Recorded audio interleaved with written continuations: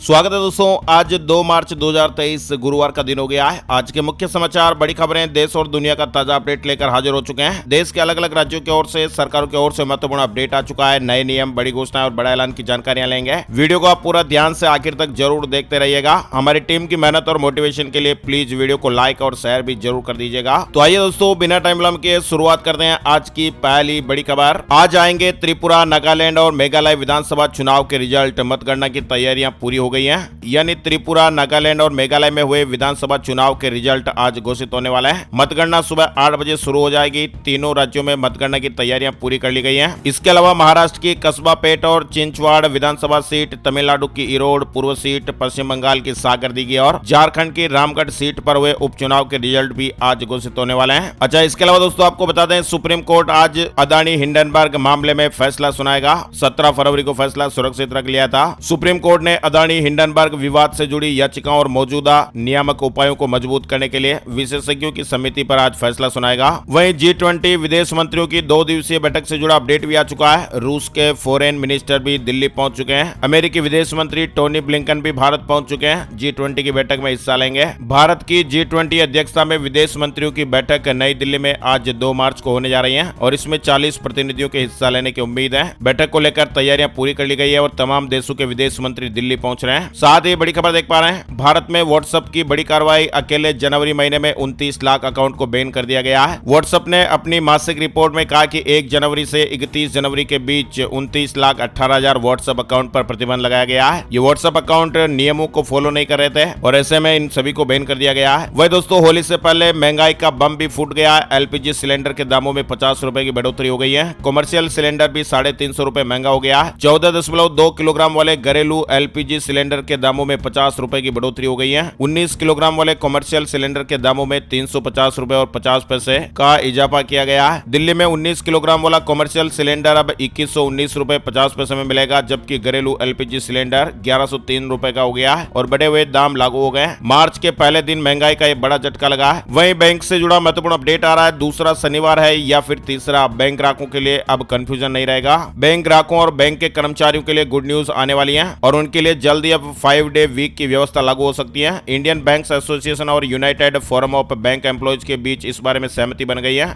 और इसके मुताबिक बैंकों के रोजाना कामकाज का समय बढ़ा दिया जाएगा। कर्मचारियों को रोजाना 40 मिनट ज्यादा काम करना होगा। एसोसिएशन ने इस बारे में सैद्धांतिक सहमति दे दी है। अभी क्या होता है दोस्तों कि बैंक में दूसरे और चौथे शनिवार को छुट्टी रहती है, जबकि पहले और तीसरे शनिवार को बैंक खुले रहते हैं और ऐसे में ग्राहकों को काफी ज्यादा कंफ्यूजन की स्थिति भी रहती है। बैंक यूनियन भी लंबे समय से 5 डे वीक की मांग कर रहे हैं, तो ऐसे में अब नई व्यवस्थाएं लागू हो सकती है। झारखंड के 14,000 से अधिक डॉक्टर हड़ताल पर रहे। करीब 1 लाख लोगों का इलाज नहीं हो पाया। झारखंड में लगभग 14,000 सरकारी और प्राइवेट डॉक्टर सुरक्षा की मांग को लेकर बुधवार को हड़ताल पर रहे। रिम्स समेत सभी अस्पतालों में ओपीडी सेवाएं बंद रही। मेडिकल प्रोटेक्शन एक्ट लागू करने की मांग की जा रही है। डॉक्टरों पर हमले और धमकी के विरोध में यह हड़ताल रखी गई। लोकसभा चुनाव की तैयारियों के लिए बीजेपी ने कमर कस ली है। हाई पावर कमेटी बना दी गई है। लोकसभा चुनाव में मजबूत रणनीति के लिए बीजेपी ने तैयारियां करना शुरू कर दिया है। लोकसभा चुनाव के मद्देनजर पार्टी की चुनावी रणनीति को तय करने के लिए बीजेपी ने अलग से एक कमेटी बनाई है। बीजेपी के राष्ट्रीय अध्यक्ष जेपी नड्डा ने 3 सदस्यीय कमेटी गठित की है, जिसे पार्टी के अगले 1 साल की चुनावी रणनीति तय करने का काम सौंपा गया है। वहीं दिल्ली वेदर अपडेट आ रहा है। दिल्ली में बूंदाबांदी के बावजूद गर्मी बरकरार है। मौसम विभाग ने बुधवार सुबह तेज हवाएं चलने और कुछ इलाकों में बारिश होने की संभावना जताई थी और सुबह के समय तेज हवाओं के साथ कुछ इलाकों में हल्की बूंदाबांदी भी हुई, लेकिन फिर भी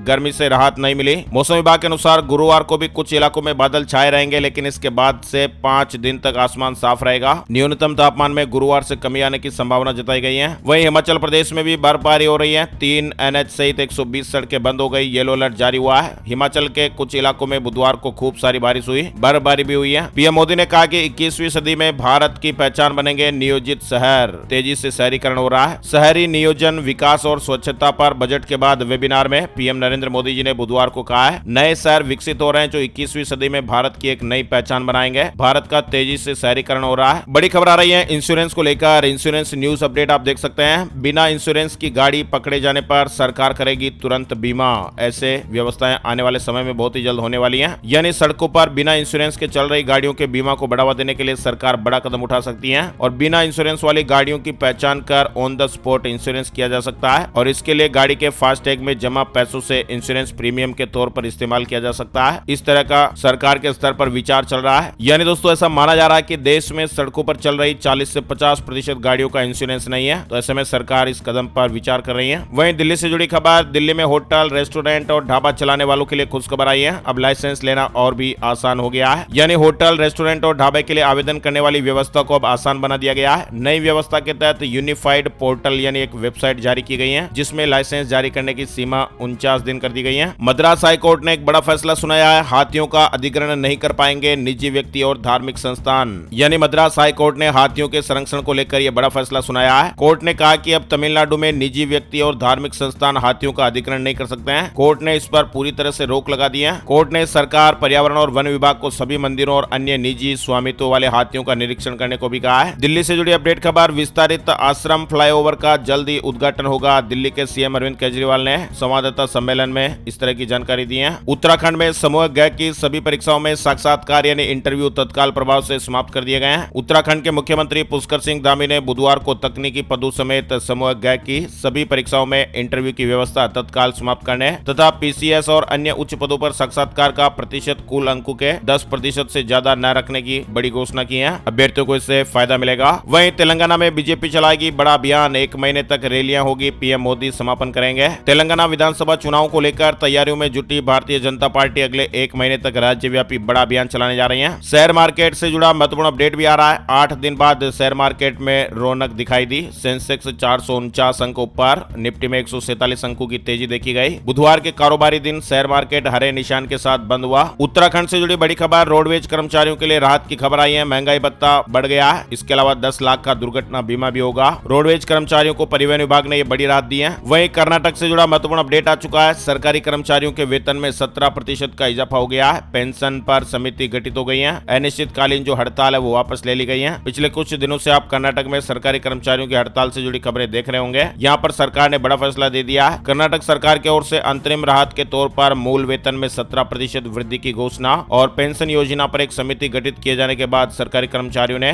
बुधवार को अपनी अनिश्चितकालीन हड़ताल को वापस ले लिया। वही दोस्तों, इंस्टाग्राम और फेसबुक पर एक नया टूल मिला है, टेक इट डाउन, और इस टूल की मदद से आप गंदे ऐसे वैसे फोटोज को हटा सकते हैं, वीडियोस को हटा सकते हैं। नई सुविधा दी गई है। वही मध्य प्रदेश सरकार ने बजट पेश कर दिया है। बुधवार को वित्त वर्ष 2023-24 के लिए बजट पेश हुआ। प्रदेश में भाजपा सरकार ने मुख्यमंत्री लाडली बहना योजना के लिए बजट में 8,000 करोड़ का प्रावधान किया है। 1 लाख नई नौकरियां, कॉलेज टॉपर्स को स्कूटी मिलेगी। मध्य प्रदेश के बजट में कई बड़े ऐलान हुए हैं। एमबीबीएस की सीटें भी बढ़ेगी। वित्त मंत्री ने कहा कि एमबीबीएस की सीटें 2055 से बढ़ाकर 3,605 की जाएगी। इसके अलावा बजट में इंदौर और भोपाल मेट्रो रेल के लिए 710 करोड़ रुपए के बजट का ऐलान भी हुआ है। महिलाओं के लिए भी बड़ी घोषणाएं हुई है। लाडली लक्ष्मी योजना के लिए 929 करोड़ रुपए और महिला स्वयं सहायता समूह के लिए 660 करोड़ रुपए दिए जाएंगे। आगे बढ़ते दोस्तों, बड़ी खबर, जयपुर अहमदाबाद के बीच चलेगी सीधी ट्रेन। उदयपुर समेत 16 स्टेशन पर इसका स्टॉपेज होगा। यानी अब जयपुर से अहमदाबाद जाने के लिए यात्रियों को ट्रेन बदलने या बस लेने की जरूरत नहीं होगी।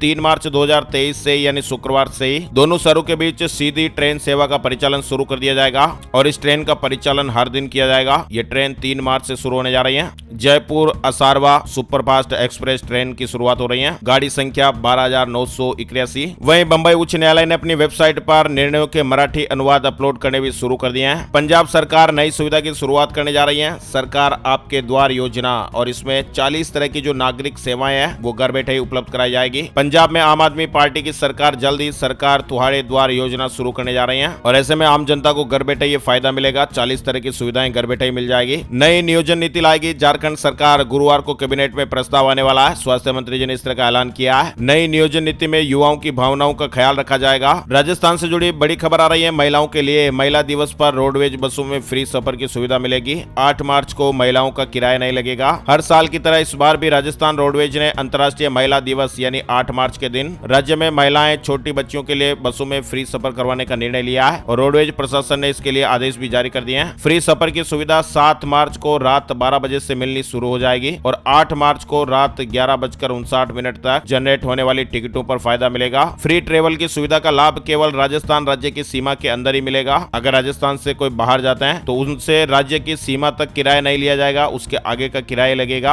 और पूरे राजस्थान के अंदर फ्री सुविधा रहेगी। वहीं राजस्थान में संविदा शिक्षकों की जो भर्ती हो रही है उसके आवेदन की अंतिम तारीख 16 मार्च तक के लिए बढ़ा दी गई है। राजस्थान के होमगार्ड से जुड़े अपडेट भी आ रहे हैं। होमगार्ड जवान नियमित नहीं होंगे, मंत्री राजेंद्र सिंह गुड़ा ने सदन में इंकार किया है। सदन में लगे एक सवाल के जवाब में होमगार्ड मंत्री राजेंद्र गुडा ने साफ कर दिया कि सरकार ने कभी भी होमगार्ड जवानों को नियमित करने का वादा नहीं किया। बड़ी खबर आ रही है मोबाइल फोन चलाने वालों के लिए। जी हां, ग्लोबल टेक दिग्गज गूगल ने एंड्रॉइड स्मार्टफोन के लिए भी ई सिम की सुविधा लाने की घोषणा कर दी है। कंपनी ने कहा कि इस साल के आखिर तक एंड्रॉइड फोन चलाने वाले यूजर्स भी ई सिम कार्ड का इस्तेमाल कर सकेंगे। कंपनी ने दुनिया के सबसे बड़े tech show mobile world congress यानी MWC 2023 में इस तरह की घोषणा की है। आपको बता दें, अब तक इस तरह की सुविधा केवल आईफोन में देखने को मिलती है, लेकिन अब गूगल का प्लान है कि एंड्रॉइड के मोबाइल फोनों में भी इस तरह की सुविधा दी जाए। विंडोज 11 से जुड़ी खबर, अब लैपटॉप में भी इस्तेमाल कर सकेंगे AI चैटबॉट बिंग। विंडोज से भी लिंक हो सकेगा आईफोन। माइक्रोसॉफ्ट ने विंडोज 11 के लिए एक बड़ा अपडेट लॉन्च कर दिया है। वहीं हज यात्रा से जुड़ी बड़ी खबर, अब अकेले भी हज का सफर कर सकेंगी महिलाएं। कई नियमों की बाध्यता से छूट मिलने पर खुशी की लहर है। उत्तराखंड हज कमेटी ने भी हज यात्रा 2023 की तैयारियां शुरू कर दी है। 10 मार्च तक आवेदन करने की अंतिम तारीख रखी गई है। इस बार दोस्तों हज यात्रा पर जाने वाली महिलाओं के लिए नियमों में कई तरह की डील भी दी गई है। म्यूचुअल फंड में इन्वेस्ट करने वालों के लिए बड़ी खुशखबरी आई है। म्यूचुअल फंड के ग्राहकों के लिए सेबी एक नया प्रस्ताव लाने वाली है, यानी म्यूचुअल फंड के क्षेत्र में कुछ नया होने वाला है। और यदि वास्तव में ऐसा होता तो फिर इन्वेस्टर्स को बहुत ज्यादा फायदा मिलेगा। शेयर बाजार के रेगुलेटर सेबी ने इन्वेस्टर्स से टोटल एक्सपेंस रेशियो की वसूली के तरीके में बदलाव करने का प्रस्ताव दिया है। वहीं दोस्तों बिहार के लिए चलेंगी 8 और होली स्पेशल ट्रेनें। नई ट्रेनों का पूरा रूट भी तय हो गया है। होली के मौके पर भारतीय रेलवे कई स्पेशल ट्रेनें चला रहा है। होली स्पेशल ट्रेन की संख्या में लगातार बढ़ोतरी हो रही है। वहीं बड़ा फैसला आया, रेलवे भर्ती का नियम बदला, अब छोड़नी पड़ेगी आराम तलबी। यानी रेलवे में नौकरी पाने वाले अधिकारियों को अब सीधे ही हेडक्वार्टर में पोस्टिंग नहीं मिलेगी,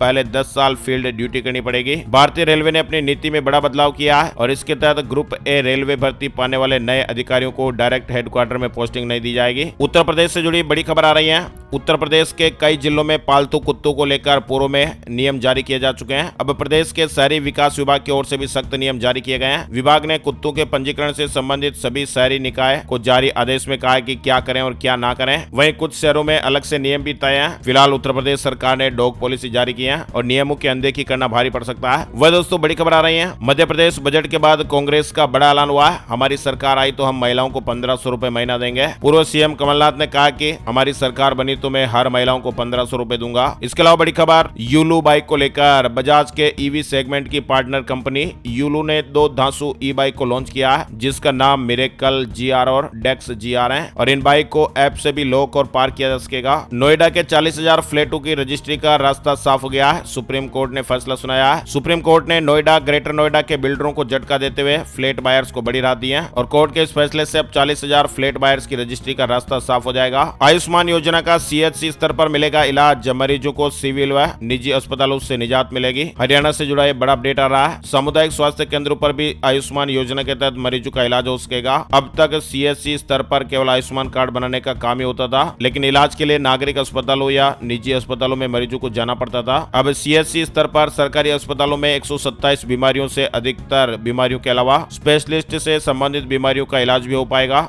और यदि कोई बीमारी से संबंधित इलाज नहीं मिलता है तो मरीज को नागरिक अस्पताल रेफर किया जाएगा और वहां पर भी उनका आयुष्मान योजना के तहत इलाज किया जाएगा। सिंगापुर से जुड़ी बड़ी खबर आ रही है, कर्मचारियों की शैक्षिक योग्यता का सत्यापन होगा जरूरी। नौकरी देने वाली कंपनियों को इस तरह के निर्देश दिए गए हैं। उत्तर प्रदेश में लगातार सबसे लंबे समय तक CM रहने का योगी जी ने कीर्तिमान बनाया है। भाजपा सरकार में लगातार 5 वर्ष तक मुख्यमंत्री रहने का रिकॉर्ड भी योगी के नाम दर्ज है। CM योगी की गिनती उन नेताओं में होती है जिनके नेतृत्व में प्रदेश में किसी पार्टी की दूसरी बार सरकार बनी है। हिमाचल प्रदेश से जुड़ा बड़ा अपडेट आ रहा है। CM सुक्खू कैबिनेट ने कई बड़े फैसले लिए हैं। एग्रो इंडस्ट्री HPMC में मर्ज, एक्साइज डिपार्टमेंट में पेंडिंग केसों के लिए वन टाइम सेटलमेंट को भी मंजूरी दी गई है। छोटे कारोबारियों को भी बड़ा तोहफा मिला है। शिक्षा और स्वास्थ्य विभाग में भी भर्तियां जल्दी होगी। वहीं हरियाणा में भूमि पैमाइश का तरीका बदलेगा। लार्ज मैपिंग के लिए 300 रोवर खरीदे जाएंगे। सोनीपत और करनाल से इसकी शुरुआत की जाएगी। बंगाल में पंचायत चुनाव की अधिसूचना अभी नहीं, हाई कोर्ट ने रोक लगाई। कलकत्ता उच्च न्यायालय ने राज्य में पंचायत चुनाव की अधिसूचना के प्रकाशन पर अंतरिम रोक बढ़ा दी है। प्रदेश में 9 मार्च तक पंचायत चुनाव की अधिसूचना जारी नहीं होगी। हाई कोर्ट की डिवीजन बेंच ने बुधवार को मामले की सुनवाई के दौरान इस तरह से जानकारी दी है। अब बात कर लेते हैं दोस्तों gold price today, silver price today, सोने और चांदी के रेट अपडेट। सोने और चांदी की कीमतों में तेजी देखने को मिली है। बुधवार सुबह सोने का भाव 56,085 रुपए प्रति 10 ग्राम पर रहा। वहीं चांदी का भाव 64,407 रुपए प्रति किलोग्राम पर रहा है। बात कर लेते हैं दोस्तों वेदर न्यूज एंड एनालिसिस में आज का मौसम। संपूर्ण भारत का आज 2 मार्च 2023 का मौसम पूर्वानुमान, मौसम की जानकारी का ताजा अपडेट आ चुका है। अगले 24 घंटों के दौरान स्काईमेट वेदर अपडेट के मुताबिक जम्मू कश्मीर और हिमाचल प्रदेश में, साथ ही उत्तराखंड में हल्की से मध्यम बारिश और हिमपात के साथ एक या दो स्थानों पर भारी बारिश और हिमपात भी हो सकता है। उत्तर पश्चिमी उत्तर प्रदेश और पंजाब के उत्तरी भागों में एक दो स्थानों पर गरज के साथ बौछारें पड़ सकती हैं। वहीं अगले 48 घंटों के दौरान उत्तर पश्चिमी भारत में न्यूनतम तापमान में 2 से 3 डिग्री की गिरावट आ सकती है। आज के मुख्य समाचार अपडेट में फिलहाल बस इतनी खबरें। अगर आपको हमारा ये प्रयास अच्छा लगा तो प्लीज वीडियो को लाइक और शेयर जरूर करिएगा। Thank you, take care, good bye, Jai Hind, जय भारत, वंदे मातरम।